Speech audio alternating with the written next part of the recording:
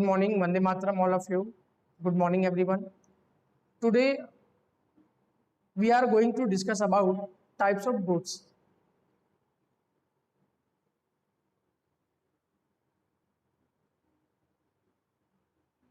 The various goods and service in economics can be classified as physical goods, intangible goods, non-economic goods, economic goods, durable, perishable, private, public, producer, consumers. इन सभी goods को आज के हम इस lecture video में discuss करेंगे. Types of goods. So our first type is physical goods and intangible goods. Means tangible goods and intangible goods. So tangible goods क्या होते हैं, इंटेंजिबल गुड्स क्या होते हैं, हम इसके बारे में डिस्कस कर लेते हैं, समझ लेते हैं. Some goods have physical existence like ball, bat, television, refrigerator, stove, mobile phone, so on. This can be measured.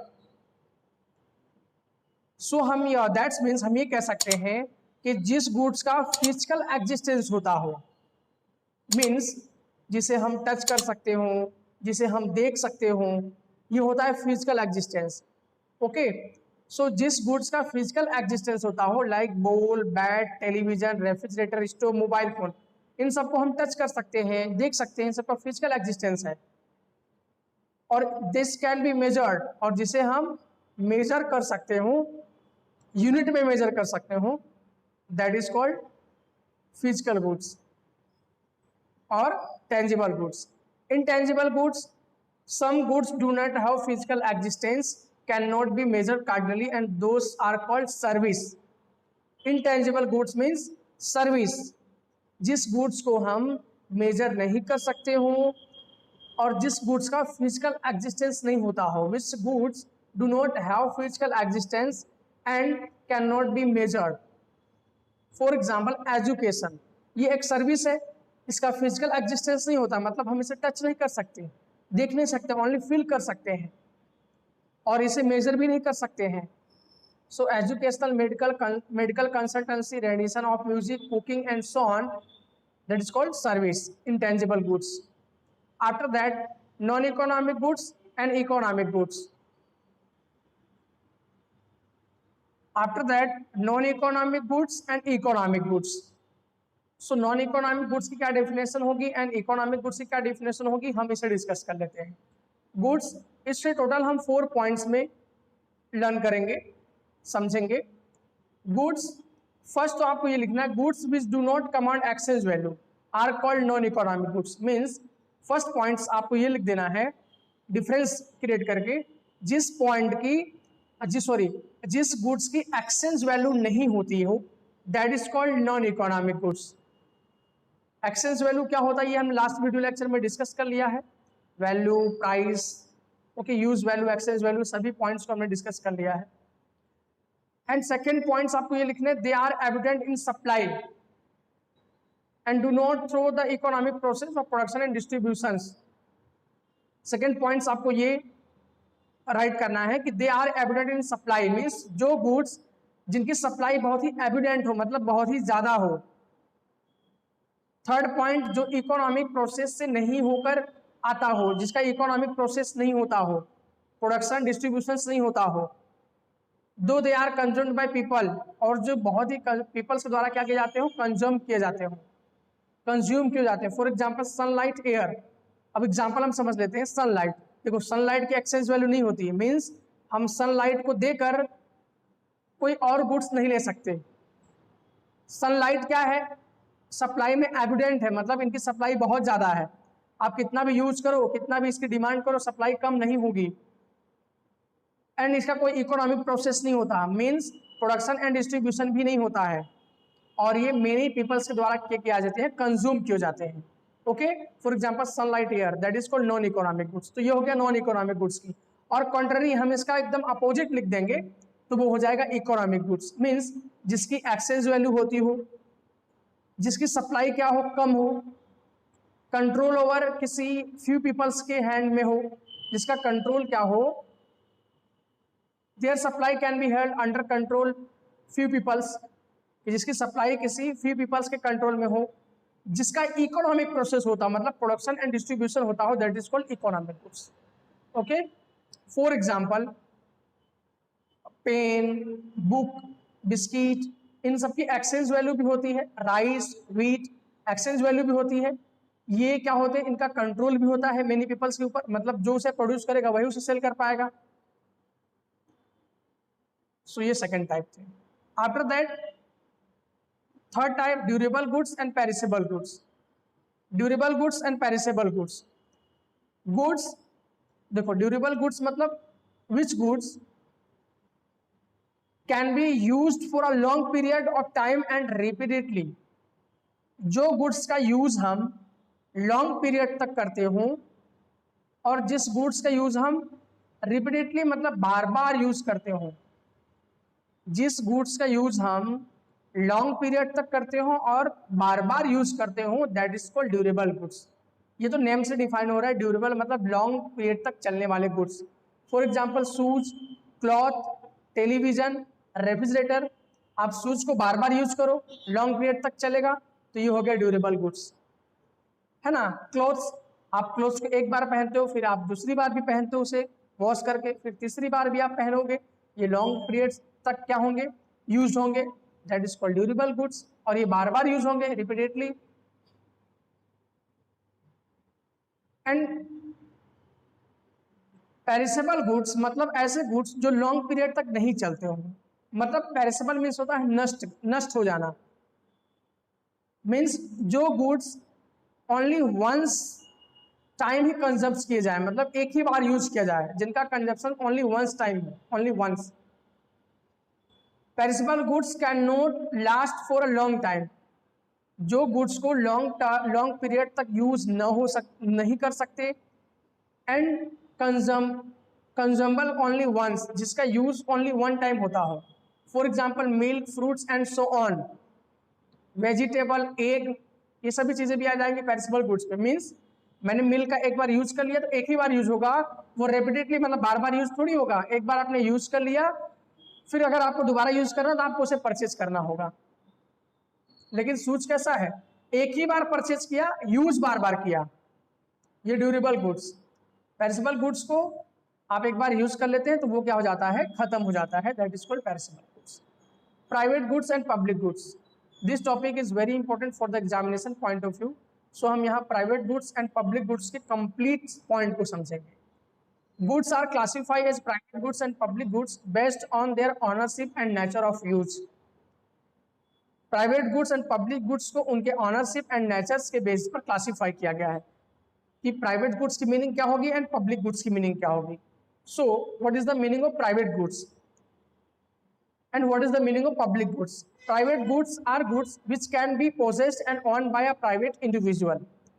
Private goods means वो गुड्स जो किसी इंडिविजुअल्स, व्यक्तिगत किसी उसका मालिक हो, मतलब कोई पर्सन उसका ऑनर हो, ऑन्ड हो, एंड पोसेस मतलब होल्ड करना, कोई इंडिविजुअल पर्सन उसे होल्ड करता हो। कोई भी गुड्स का जो ऑनरशिप है वो कोई इंडिविजुअल पर्सन हो। प्राइवेट गुड्स, इसे नेम से डिफाइन हो रहा है, प्राइवेट गुड्स मतलब जिसपे जो कंट्रोलिंग है वो किसी इंडिविजुअल पर्सन का हो और जिसका कंट्रोल होगा वही उसे यूज कर पाएगा, प्राइवेट गुड्स। बट इसे हम समझने से पहले private goods and public goods, इसके दो कैरेक्टर को हम समझ लेते हैं। Private goods and public goods के कुछ कैरेक्टर को हम समझेंगे तो हमें और भी क्लियर हो जाएगा कि private goods and public goods के एक्चुअल में डिफरेंस क्या होते हैं। Private goods, this goods possess the characteristics of excludability and competitiveness. Competitiveness means rival, RIVAL, and excludable. What is the meaning of excludable and competitiveness means rival? इन दोनों points को, इन दोनों terms को हम समझते हैं। देखो, एक्सक्लूडेबल कैरेक्टर्स उसका होता है, मतलब मीनिंग ये हुआ, अगर मुझे कोई गुड्स का यूज करना है तो उसके लिए मुझे पे करना होगा, मतलब जो पर्सन पे करेगा वही पर्सन उसे यूज कर पाएगा, और जो पर्सन किसी गुड्स के लिए पे नहीं करेगा तो उसे वो पर्सन उस गुड्स का यूज नहीं कर पाएगा या उसे गेट इट नहीं कर पाएगा। तो ये हो गया एक्सक्लूडेबल्स के कैरेक्टर्स। जो एक्सक्लूडेबल्स कैरेक्टर्स कैसा होता है, the individual who pay price gets the good, जो पर्सन प्राइस को पे करेगा वो गुड्स को गेट करेगा, and other can not have the same meaning. For example, one who does not pay price for a mobile phone does not get it. Means जो यहाँ पर ये कैरेक्टर्स हो गया एक्सक्लूडेबल कैरेक्टर्स, मीन्स ये हो गया जो पर्सन पे करेगा वो पर्सन उसका यूज करेगा, और जो पर्सन पे नहीं करेगा उसे उस चीज से क्या रखा जाएगा, एक्सक्लूडेबल रखा जाएगा, मतलब वंचित रखा जाएगा। एक्सक्लूडेबल मीन्स वंचित रखना, यूज न कर पाना, मतलब आप जो पे करेगा वही उसे यूज कर पाएगा। एक तो ये कैरेक्टर हो गए। मीन्स यदि मुझे मोबाइल फोन का यूज करना है तो मैंने पे किया, मोबाइल फोन का जो अमाउंट है वो पे किया और वो ले लिया, तो मैं ही उसका यूज कर पाऊंगा, कोई और यूज नहीं कर पाएगा। मतलब जो सेलर होगा वो सबको थोड़ी देगा, वो सेलर किसको देगा, जो उसे पे करेगा। कोई भी आके थोड़ी मोबाइल लेके चले जाएगा, पब्लिक थोड़ी है, प्राइवेट है। ओके, जो मतलब यहाँ पर आपको एक्सक्लूडेबल मीन्स ये यहाँ पे रखना है कि जो पर्सन प्राइस को पे करेगा वही गुड्स को गेट करेगा, जो पर्सन पे नहीं करेगा उसे उस गुड्स से क्या रखा जाएगा, एक्सक्लूडेबल रखा जाएगा, मतलब वंचित रखा जाएगा, उसे वो चीजें नहीं मिलेंगी। Okay, and rival competitiveness means किसी गुड्स को कोई पर्सन यूज कर रहा है तो सेम टाइम पर उसी गुड्स को सेम टाइम पर कोई अनदर पर्सन यूज नहीं कर सकता। फॉर एग्जाम्पल, एक बिस्किट्स को एक बालक क्या कर रहा है, एक चाइल्ड उसे परचेज करके यूज कर रहा है, तो उसी गुड्स को सेम टाइम पर वो अनदर चाइल्ड यूज नहीं कर सकता, मतलब वो उसे क्या होगा,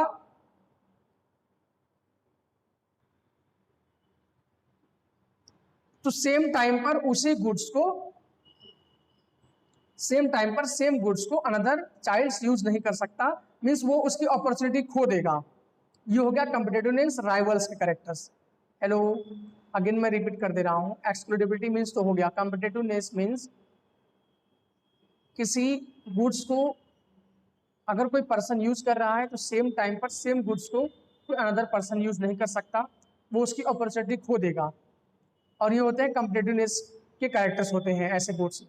लाइक अगर मैं एक बिस्किट का यूज कर रहा हूं तो उसी बिस्किट का यूज सेम टाइम पर कोई और नहीं कर पाएगा, उसकी अपॉर्चुनिटी वो खो देगा। और कॉन्ट्रेरी मैं पब्लिक गुड्स की बात करूं तो मैं अगर पब्लिक गार्डन का यूज कर रहा हूं सेम टाइम पर, तो उसी टाइम पर सेम गुड्स का यूज कोई और पर्सन भी कर पाएगा, तो ये हो गया नॉन कॉम्पिटिटिवनेस, मतलब नॉन राइवल के कैरेक्टर हो जाएंगे। और नॉन एक्सक्लूडेबल मतलब क्या हो गया कि जो पर्सन पे नहीं करेगा वो पर्सन भी उसे यूज कर पाएगा। जैसे public garden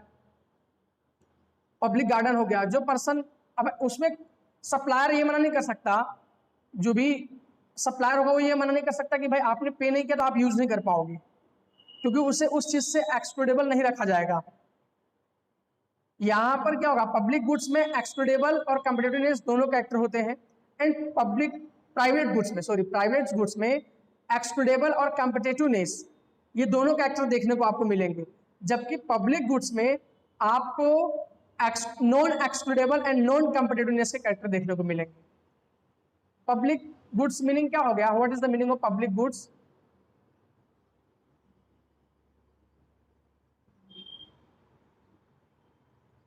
which goods are owned by the government or group of people and are used collectively।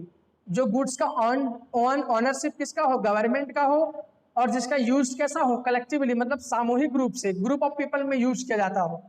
For example public garden of a housing society. अब यहाँ पर नॉन पब्लिक गुड्स में नॉन एक्सक्लूडेबल कैरेक्टर्स देखने को मिलते हैं, मतलब जो पर्सन पे नहीं करेगा उस पर्सन भी वो उस गुड्स को यूज कर पाएगा। एक गार्डन का यूज एक पर्सन कर रहा है तो दूसरा का पर्सन भी आकर उस गार्डन का यूज कर सकता है, उसके लिए कुछ पे नहीं करना है।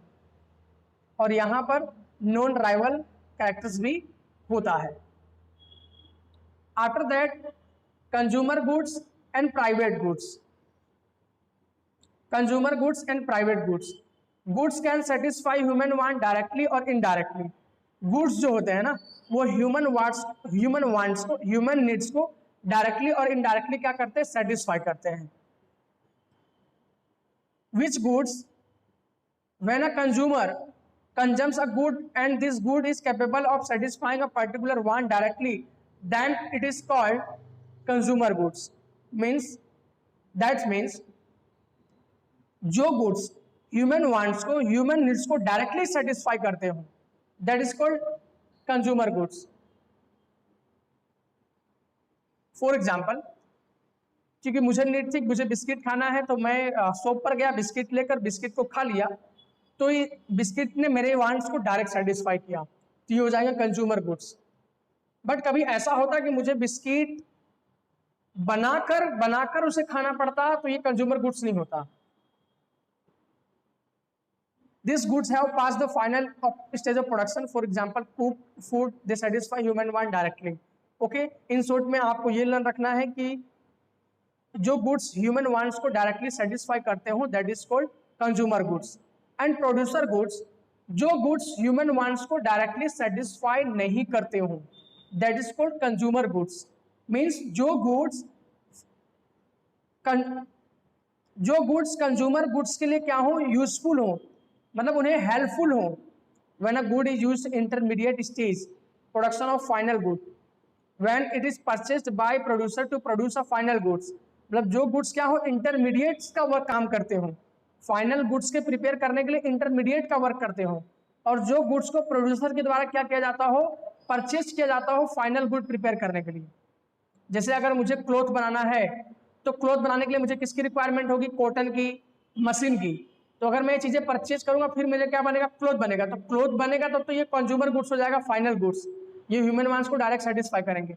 बट जो कॉटन मशीन ये यूज हो रहा है क्लॉथ को बनाने के लिए, तो ये हो जाएंगे producer goods.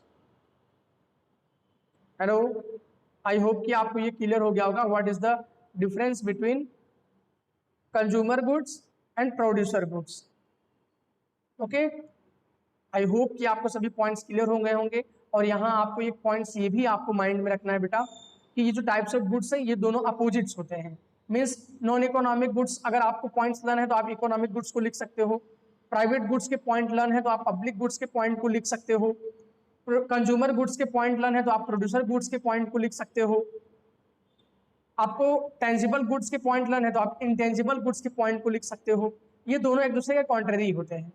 Okay, I hope कि आपको ये वीडियो आपके लिए हेल्पफुल होगा. Thank you everyone.